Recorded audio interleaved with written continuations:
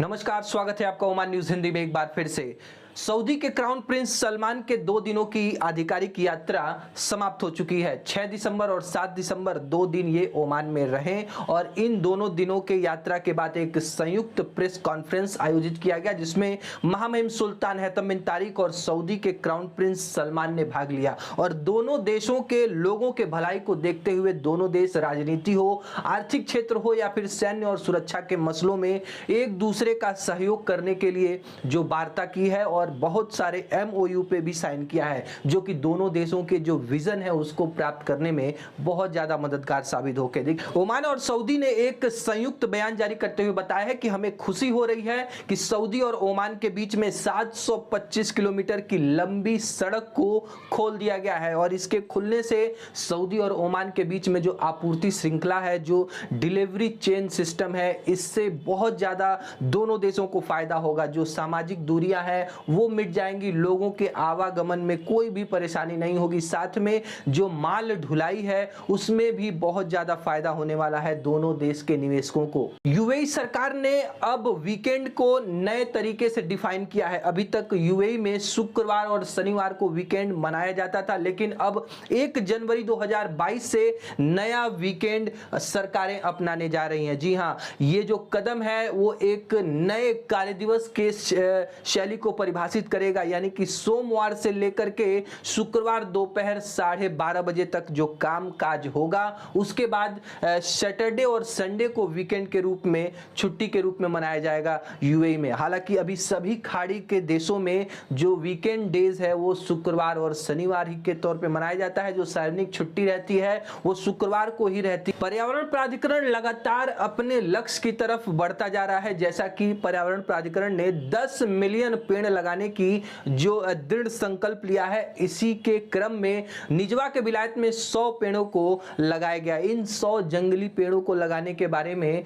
पर्यावरण प्राधिकरण ने कहा है कि जैसे जैसे हम अपने इस लक्ष्य की तरफ बढ़ रहे हैं, जो हमारे साथ जो वॉलंटियर हैं, जो स्वयं सहायता समूह हैं, वो लगातार जुड़ रहे हैं। जो स्थानीय लोगों का भी हमें बहुत ज्यादा सहयोग मिल रहा है इस पर्यावरण को बचाने की मुहिम में। देखिए, ओमान लगातार अलग अलग देशों के साथ जो दोस्ताना संबंध है उसको स्थापित करता है और उनके साथ द्विपक्षीय संबंधों को लगातार मजबूत करता है। यूक्रेन के मुख्य डिजिटल परिवर्तन अधिकारी के साथ मुलाकात हुई है ओमान के विदेश मंत्री के अपर सचिव शेख खलीफा का, और इन दोनों देशों के प्रमुखों ने अपने अपने देशों के तकनीकी सहयोग को बढ़ाने के लिए जो साधन है इसके ऊपर चर्चा की। दोनों पक्षों के समान हितों के कई विषयों पर जो अपने अनुभव है उसका आदान प्रदान की।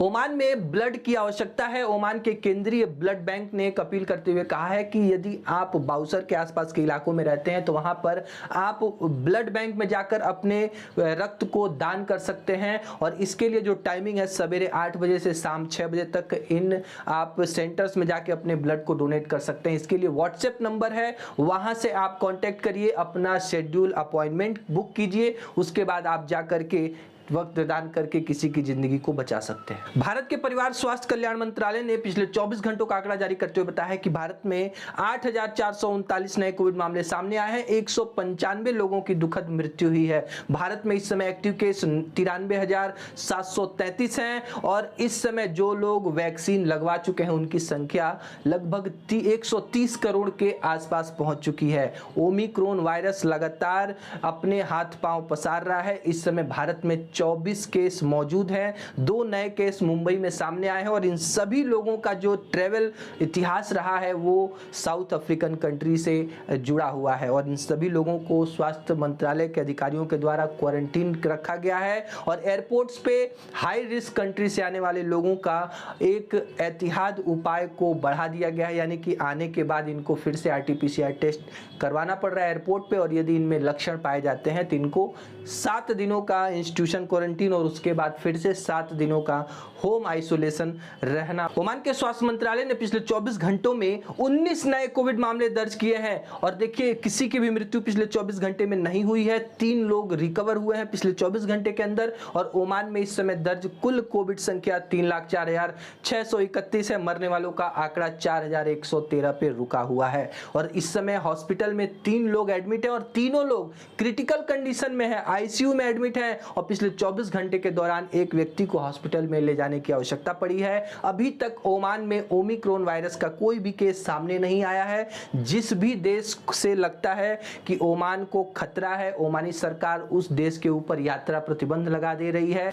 नॉर्थ अल्बर्टीना से रॉयल ओमान पुलिस ने 2 प्रवासियों को गिरफ्तार किया है। ये दोनों प्रवासी 5 लोगों के घरों में घुसकर जो दरवाजों को तोड़कर वहां रखे पैसे चुराने में कामयाब हो गए थे। सीसीटीवी की जो डिजिटल फुटेज है उसको भी इन्होंने चोरी कर लिया ताकि किसी भी प्रकार से इनकी पहचान ना हो सके, लेकिन रॉयल ओमान पुलिस ने इन लोगों को शिनाख्त करके इनको गिरफ्तार कर लिया है और इनके ऊपर कानूनी कार्रवाई की जा रही है। इबरी से एक अपडेट आ रही है जहां पर ट्रैकिंग के दौरान एक व्यक्ति पहाड़ से गिर गया और बुरी तरीके से चोटिल हो गया, लेकिन रॉयल ओमान पुलिस ने इसको हेलीकॉप्टर की मदद से रेस्क्यू किया है। इसको आवश्यक उपचार दिया गया, लेकिन इसकी हालत काफी गंभीर थी। इसके बाद इसको स्थानांतरित कर दिया गया है इबरी के हॉस्पिटल में जहां पे इनका इलाज चल रहा है।